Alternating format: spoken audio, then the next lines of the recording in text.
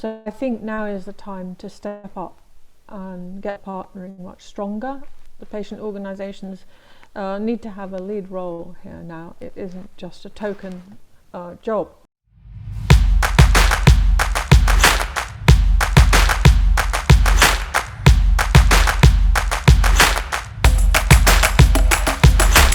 As you just mentioned, hospitals, home care, clearly more, let's say, professional healthcare professionals in offices outside of those contexts, pharmaceutical companies, and so on. So as we do begin seeing these more kind of overall blended approaches, who do you think should be responsible for these different things? In the end, how do the different players here who are used to working apart, who should be coordinating this to help the patient?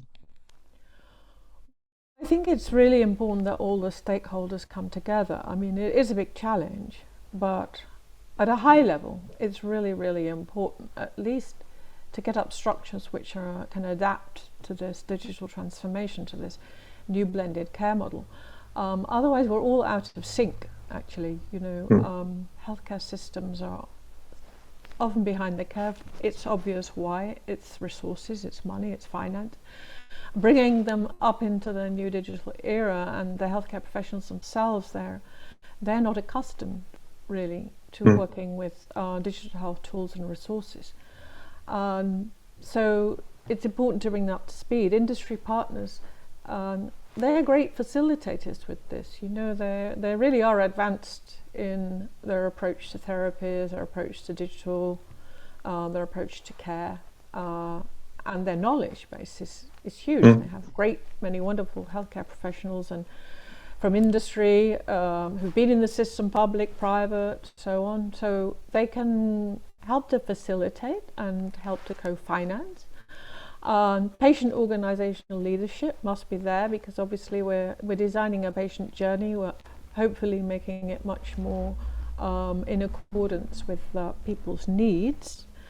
And I think that IT people are key, because it has to be in an IT framework. It has to be an IT framework for communication, for the functionalities, for more advanced artificial intelligence that we're going to be able to do on data, and understanding the data. So educationalists as well, because we're talking about educating while doing, which is the patient journey, and I think learning how to do it. And I'd like to think that the behavioral scientists also now have a much more important role, which I believe is happening more and more in the care journey, what the care journey should look like. So yeah, I really think that we need a whole spectrum of people, and really we need to look at the sustainability models too. Ideally these new innovative care pathways are going to be sustainable and more equitable access for people. And that way we can do a better job than we've done up to now. We're seeing disparities in access to healthcare in many countries across the world, including the wealthy countries. So I think now is the time to step up and get partnering much stronger. The patient organisations need to have a lead role here now. It isn't just a token job, but we do need to be a significant part of this partnering to make the kind of change happen to the healthcare services and the healthcare that we want for the future.